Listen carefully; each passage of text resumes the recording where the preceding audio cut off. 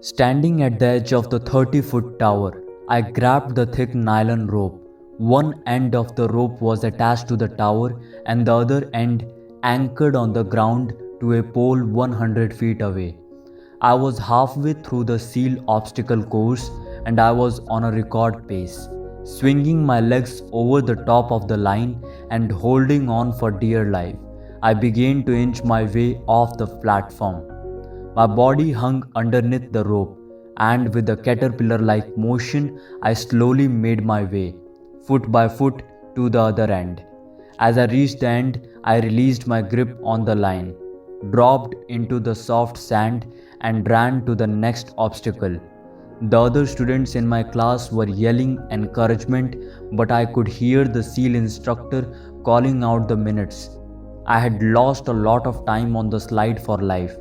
My possum style technique of negotiating the long rope was just too slow, but somehow I couldn't bring myself to slide down the rope headfirst. Going headfirst off the tower using a method called commando style was much faster but also much riskier. You were less stable on the top of the rope than hanging underneath, and if you fell and injured yourself, you would be washed out of the class. I crossed the finish line with a disappointing time. As I was doubled over, trying to catch my breath, a grizzled old Vietnam vet with highly polished boots and a heavily starched green uniform stood hunched over me. "When are you going to learn, Mr. Mack?" he said with an unmistakable tone of contempt. "That obstacle course is going to beat you every time unless you start taking some risk." 1 week later, I pushed my fears aside, mounted the top of the rope, and thrust my body headfirst down the slide for life. As I crossed the finish line in a personal best, I could see the old Vietnam SEAL nodding his approval. It was a simple lesson in overcoming your anxieties and trusting your abilities to get the job done. The lesson would serve me well in the years to come. It was Iraq in 2004. The voice on the other end of the radio was calm but had an unmistakable sense of urgency. The 3 hostages we were searching for had been located. Al-Qaeda terrorists were holding them in a walled compound on the outskirts of Baghdad. Unfortunately, intelligence indicated that the terrorists were about to move the men, and we had to act quickly. The Army Lieutenant Colonel in charge of the rescue mission informed me that they would have to conduct a dangerous daylight raid. To make matters worse, the only way to be successful was to land 3 Black Hawk helicopters, carrying the assault force into the middle of the small compound.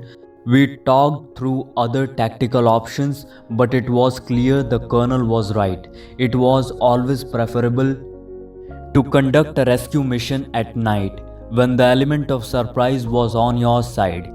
But this was a fleeting opportunity, and if we didn't act now, the hostages would be moved and possibly killed. I approved the mission, and within minutes the rescue force had boarded the 3 Black Hawk helicopters and was on its way to the compound. High above the Black Hawks, another helicopter was providing video surveillance back to my headquarters. I watched in silence as the 3 helicopters skimmed across the desert, just a few feet above the ground to hide their approach. Inside the open courtyard, I could see one man, armed with an automatic weapon, moving in and out of the building, seemingly preparing to leave.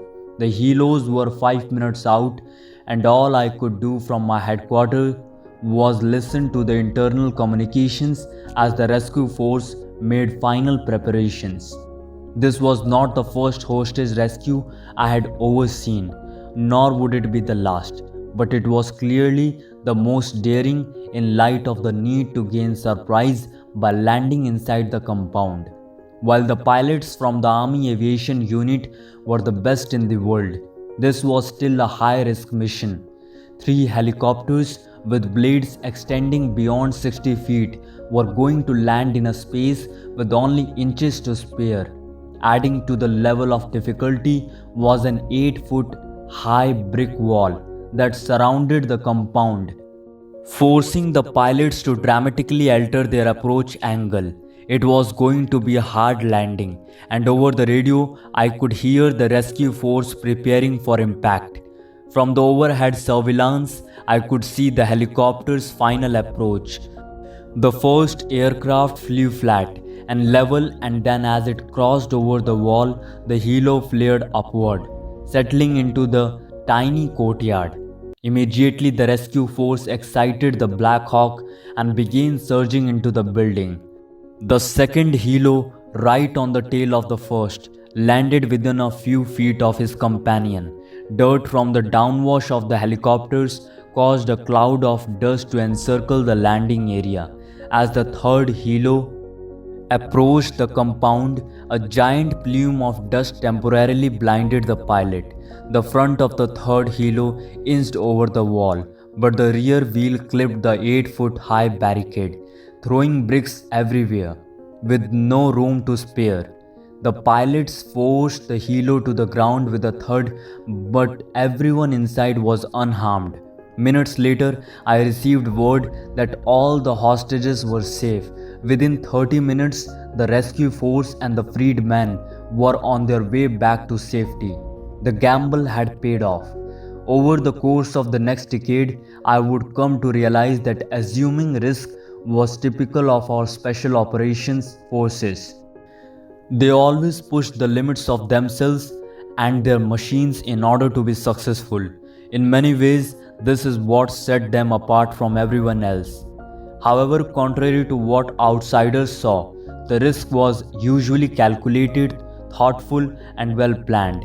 Even if it was spontaneous, the operators knew their limits but believed in themselves enough to try.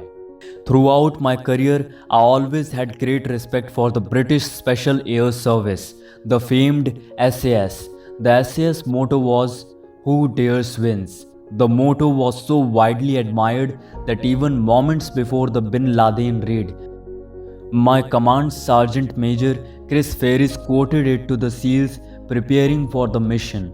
To me, the motto was more than about how the British Special Forces operated as a unit. It was about how each of us should approach our lives. Life is a struggle and the potential for failure is ever present. But those who live in fear of failure or hardship or embarrassment will never achieve their potential. Without pushing your limits, without occasionally sliding down the rope headfirst, without daring greatly, you will never know what is truly possible in your life.